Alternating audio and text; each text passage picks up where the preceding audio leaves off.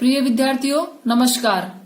आज हम कक्षा 11 एनसीईआरटी नवीनतम पाठ्यक्रम पर आधारित आरबीएसई सीबीएसई बोर्ड अनिवार्य हिंदी काव्यखंड का पाठ 1 कबीर पढ़ने जा रहे हैं, जिसके एक पद का अध्ययन और कवि परिचय हम पूर्ववत वीडियो में पढ़ चुके हैं।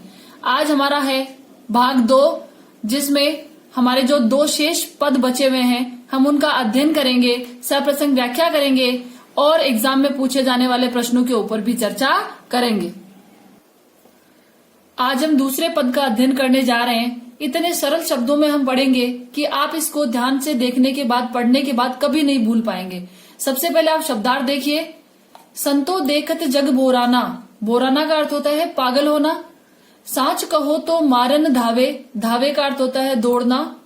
झूठ कहे पतियाना, पतियाना का अर्थ होता है विश्वास करना। क्या होता है? विश्वास करना। नेमी देखा धर्मी देखा, नेमी का अर्थ होता है नियमों का पालन करने वाला और धर्मी का अर्थ होता है धर्म को मानने वाला। प्रातः करे स्नाना, स्नाना का अर्थ होता है स्नान करना। आत्म मारी, आत्म का अर्थ होता है आत्मा। पखानई पूजे, पखानई का है पत्थर, पत्थर को पूजना। उनमें कछु नहीं ज्ञाना, कछु का अर्थ होता है कुछ भी नहीं। बहुतक देखा पीर ओलिया, पढ़े किताब कुराना। जो मुस्लिम धर्म ग्रंथों को पढ़ने वाले पीर ओलिया जो गुरु होते हैं उनके बारे में बताया गया है कि मुरीद तदवीर बतावे, मुरीद का अर्थ होता है शिष्य, तदवीर का अर्थ होता है उपाय। उनमें उहे जो ज्ञाना। आसन मारी डिम्बधरी बेटे, डिम्बधरी बेटे का अर्थ होता है ध्यान लगाकर बैठना। मन में बहुत गुमाना, गुमान का अर्थ होता है अहंकार। पीपर पाथर पूजन लागे, तीरथ गर्व भुलाना। टोपी पहिरे माला पहिरे, छाप तिलक अनुमाना। इस दोहे के अंतर्गत जैसा कि मैं पहले बता चुकी हूँ कि कबीर कवि की अपेक्षा समाज सुधारक अधिक थे। उन्होंने अपने आंखों से प्रत्यक्ष जो देखा वही उन्होंने अभिव्यक्त किया, इसलिए इन्हें साखी के नाम से जाना जाता है। आज जो हम कबीर के पद का अध्ययन करने जा रहे हैं, कबीरदास जी ने बाह्य आडंबरों पर प्रहार करते हुए जो लोग धर्म के नाम पर पूजा पाठ, झूठा दिखावा, पाखंड और आडंबर करते हैं, भले वो हिंदू धर्म हो या वो मुस्लिम धर्म हो, दोनों के ऊपर गहरा कटाक्ष करते हुए कबीरदास जी ने ये कहा है कि ईश्वर का निवास तो मनुष्य के हृदय में होता है, पूजा पाठ में पत्थर पूजने से ईश्वर की प्राप्ति नहीं होती है। तो कबीरदास जी ने यहाँ पर यह भी बताया है कि मनुष्य अपने आत्म तत्व को भूल जाते हैं और बाह्य आडंबरों के अंदर इतने खो जाते हैं कि उन्हें अपने आप पर अहंकार होने लग जाता है। कबीरदास जी ने जो समाज में देखा वही अपने पदों में अभिव्यक्त किया है। तो चलिए हम अर्थ देखते हैं।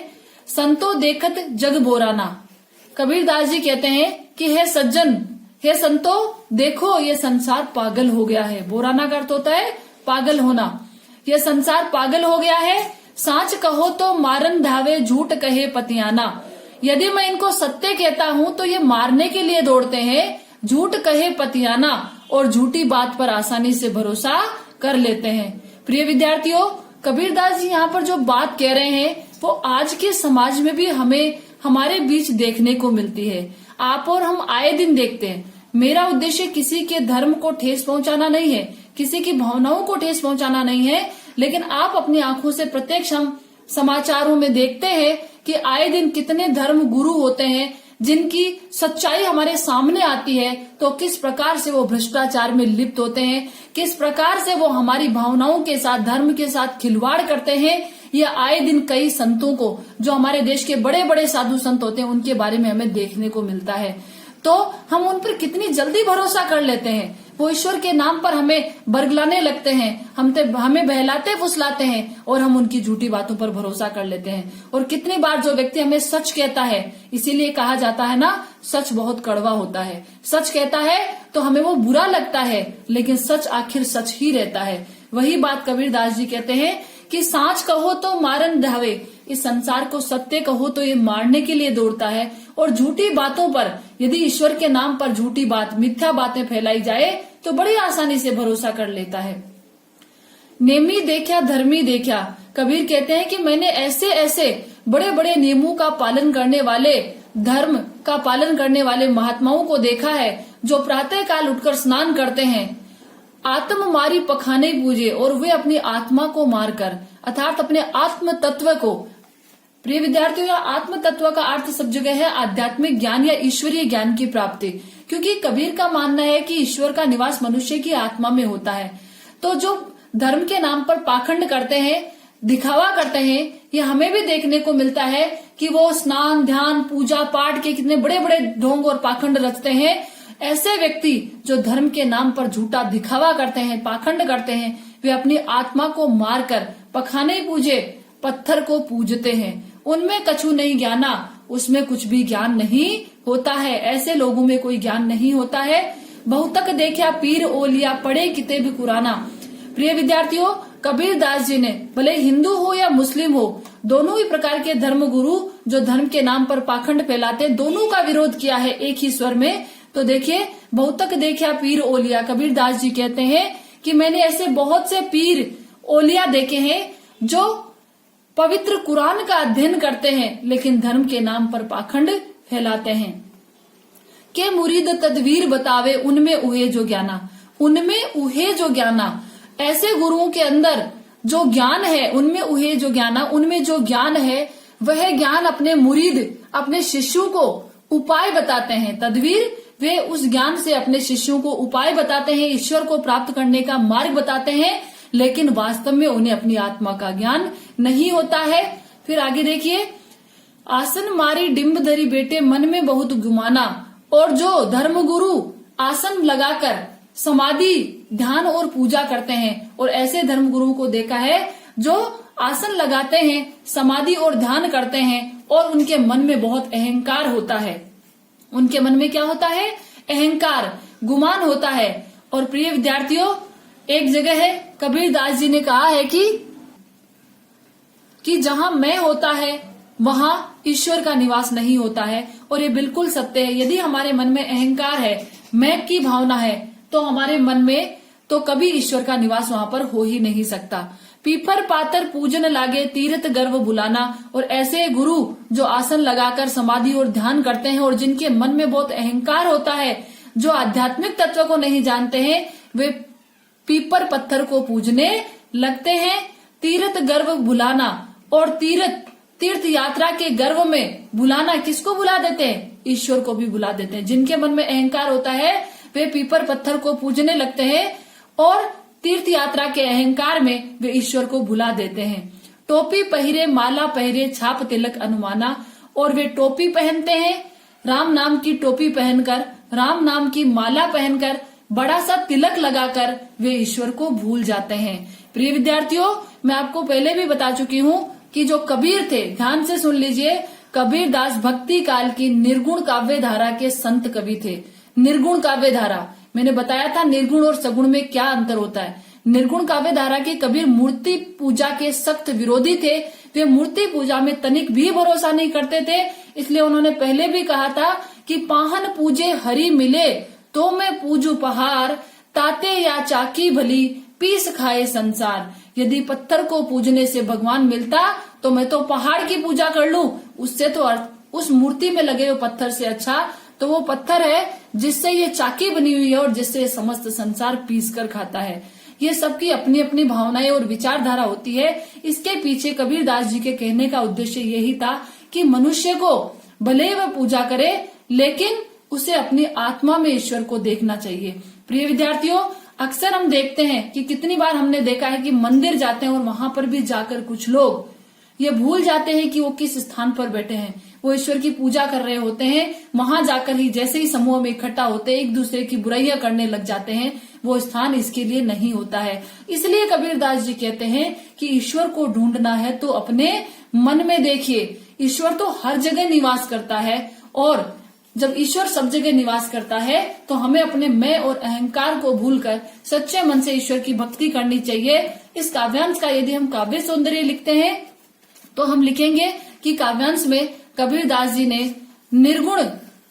कबीर दास जी जो थे वो निर्गुण भक्ति साधना को मानने वाले थे, कि यहाँ पर इन्होंने मूर्ति पूजा का विरोध किया है। धर्म के नाम पर जो भले वो किसी भी धर्म का हो, धर्म के नाम पर जो पाखंड को फैलाते हैं, ऐसे बाह्य आडंबरों पर उन्होंने प्रहार किया है। और इसकी भाषा मैं आपको कल बता चुकी हूं कि कबीर के पदों की भाषा सदुकड़ी भाषा है, जिसको पंचमेल खिचड़ी भाषा भी कहते हैं। यहाँ पर प्रसाद गुण है, अनुप्रास अलंकार है। अब चलते हैं हम दूसरे पद की ओर। सबसे पहले इस पद के हम शब्दार्थ देखते हैं। साखी, साखी शब्द, साखी और सबद, इसमें कबीर के पद प्राप्त होते हैं। साखी का अर्थ होता है साक्षी, गवाह या आंखों देखा सच। कबीर ने जो कुछ कहा वो उनका प्रत्यक्ष आंखों देखा सच था, इसलिए उनकी उक्तियों को साखी नाम दिया गया है। फिर से देखिए, साखी शब्द का क्या अर्थ होता है? साक्षी, गवाह या आंखों देखा सच। शब्द ही का अर्थ होता है वह मंत्र जो दीक्षा के समय गुरु अपने शिष्य को देता है। गावत भूले आत्म खबीर ने जाना। आत्म का अर्थ होता है आत्म तत्व, आध्यात्मिक तत्व या ईश्वरीय ज्ञान। हिंदू कहे मोहि राम पियारा, तुर्क कहे रहीमाना। मोहि यानी मुझे, पियारा प्रिय, तुर्क मुस्लिम, रहीमाना, रहीमाना का अर्थ होता है दया करने वाला, रहम करने वाला। आपस में दो लरी लरी मुए। दो का अर्थ दोनों, कौन? हिंदू और मुस्लिम। लरी लरी मुए, लड़ लड़ कर मर गए। क्या होगा? लड़ लड़ कर मर गए। मर्म न काहू जाना, लेकिन दोनों ने ही मर्म को, किस मर्म की बात कर रहे हैं कबीर? ईश्वरीय ज्ञान की, आध्यात्मिक तत्व की, आत्म तत्वों को किसी ने नहीं जाना। घर घर मंत्र देत फिरत है, महिमा के अभिमाना। मंत्र का मतलब होता है ज्ञान या उपदेश देना। अभिमाना अहंकार। गुरु के सहित सिक्खे, सिक्खे का अर्थ है शिष्य। बूढ़े का अर्थ होता है डूब जाना। अंत काल पछताना, पछताना यानी पछतावा करना। कहे कबीर सुनो रे संतो, ई सब भर्म भुलाना। केतिक कहो कहा नहीं माने, सहजो सहज समाना। केतिक कहो, कितना कहा। अब देखते हैं हम व्याख्या।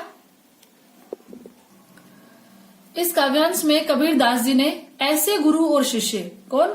ऐसे गुरु और शिष्य जो स्वयं को ज्ञानी समझते हैं, जो स्वयं को महात्मा समझते हैं, लेकिन उन्होंने अपने आत्म तत्व को नहीं जाना, अपनी आत्मा को नहीं पहचाना।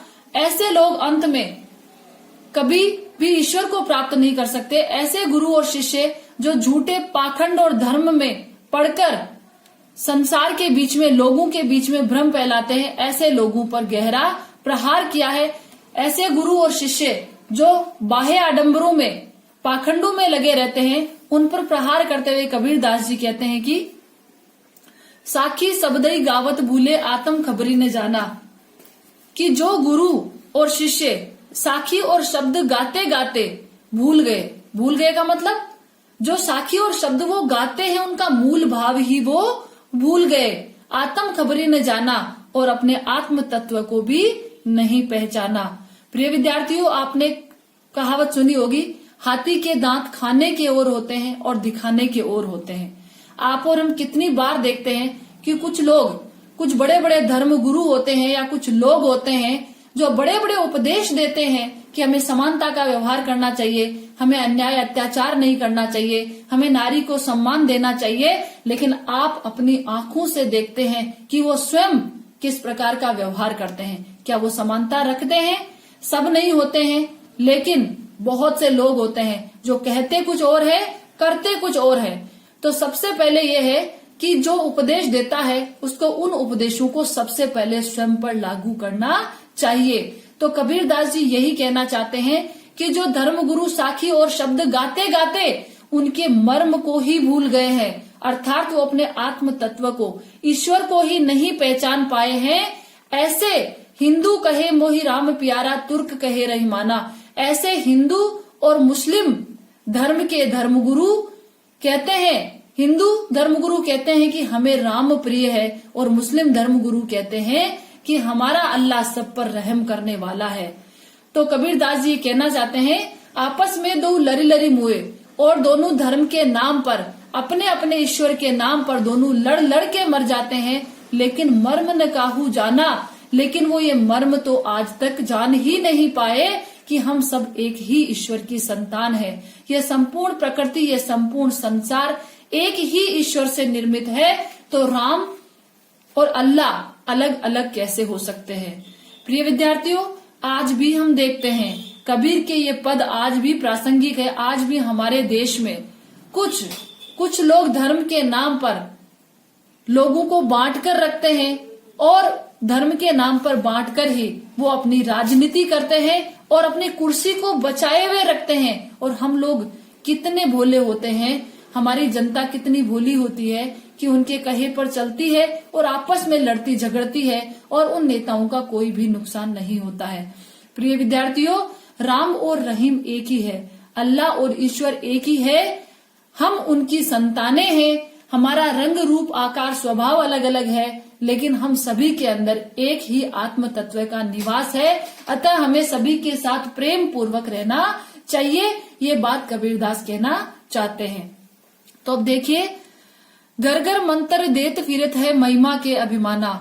घर घर मंत्र कौन? ऐसे धर्म गुरु, भले हिंदू धर्म गुरु हो या मुस्लिम धर्म गुरु हो, ऐसे धर्म गुरु जो ईश्वर के मर्म को नहीं पहचान पाए, वे घर घर उपदेश तो देते फिरते हैं, लेकिन वे अहंकार में डूबे हुए रहते हैं। गुरु के सहित सिक्के सब बूढ़े, अंत काल पछताना। और ऐसे धर्म गुरु तथा उनके शिष्य जो आत्म तत्व को नहीं जान पाए, जो अहंकार के वशीभूत रहते हैं, वे अंत काल में पछताते हैं। उन्हें कभी मोक्ष की प्राप्ति नहीं होती है। कहे कबीर सुनो हो संतो, इस सब भ्रम भुलाना। कबीरदास जी कहते हैं कि हे संतो सुनो और इस भ्रम को भुला दीजिए कि ईश्वर अलग अलग है। अल्लाह ईश्वर, राम रहीम सभी एक है। इसलिए इस भ्रम को त्याग कर, जिस भ्रम में पड़कर आपने अपने आत्म तत्व को भुला दिया है, उस मोह माया की पट्टी को अपनी आंखों से हटाइए और ईश्वर को पहचानिए।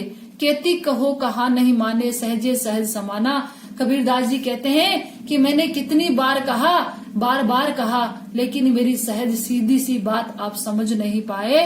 अर्थात हमें अपनी आत्मा के अंदर निवास करने वाले ईश्वर को याद करना चाहिए, स्मरण करना चाहिए, क्योंकि हमारे जीवन का अंतिम उद्देश्य मोक्ष ही होता है।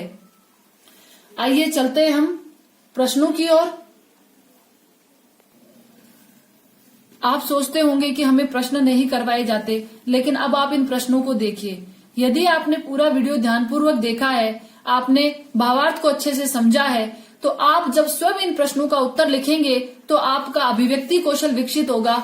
आप अच्छे से प्रश्नों का उत्तर लिख पाएंगे और अच्छे अंक प्राप्त कर पाएंगे। देखिए पहला प्रश्न, कबीर की दृष्टि में ईश्वर एक है, इसके समर्थन में उन्होंने क्या क्या तर्क दिए हैं। तो प्रिय विद्यार्थियों, कल जो वीडियो हमने देखा था, जो पढ़ा हमने, तो आपने पहले पद में देखा था कि कबीर ने क्या क्या तर्क दिए थे। एक पवन एक ही पानी, एक ही ज्योति समाना, एक खाक गड़े सब बांडे, एक कोरा साना। तो ये तर्क था। इसका भावार्थ आपको इस प्रश्न के उत्तर में लिखना है। दूसरा प्रश्न देखिए, मानव शरीर का निर्माण किन पंच तत्वों से हुआ है। ये मैंने कल ही आपको बताया था, तो आप कर सकते हैं। हमारा जो शरीर है किन पंच तत्वों से मिलकर बना है? आकाश, वायु, अग्नि, प्रकाश और पृथ्वी। अगला देखिए, इसका भावार्थ मैं आपको करवा चुकी हूँ। जैसी बाडी काष्ठ की काटे, अग्नि न काटे कोई, सब घट अंतरी तू ही, व्यापक धरे स्वरूपे सोई। के आधार पर कबीर की दृष्टि में ईश्वर का क्या स्वरूप है।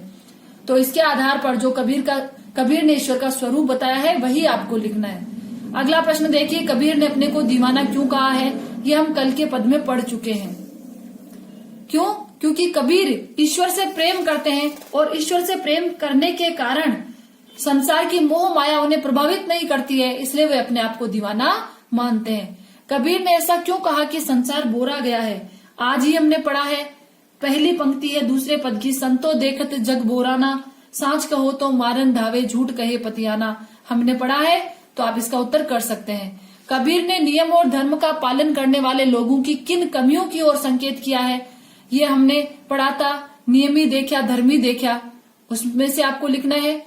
अज्ञानी गुरुओं की शरण में जाने पर शिष्यों की क्या गति होती है। हमने अभी पढ़ा है कि उन्हें मोक्ष की प्राप्ति नहीं होती है, वो सांसारिक मोह माया में लिप्त होकर यही संसार में विचरण करते रखते हैं और अंत में उन्हें पछताना पड़ता है, क्योंकि मनुष्य के जीवन का अंतिम उद्देश्य मोक्ष की प्राप्ति होता है।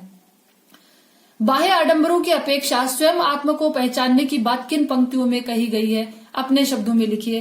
तो कबीर के जो दोनों पद है, उनका जो पद में जो जहां पर उन्होंने कहा है कि आत्म तत्व को पहचानने की बात कही है, साखी शब्दई गावत भूले, आत्म खबरें न जाना। तो पंक्तियां आपसे पूछी गई है। तो प्रिय विद्यार्थियों, इस प्रकार से कितने सरल प्रश्न है। यदि आप वीडियो को ध्यानपूर्वक देखते हैं तो इन प्रश्नों का उत्तर आप स्वयं कर सकते हैं। फिर मिलते हैं अगले वीडियो में, तब तक के लिए धन्यवाद।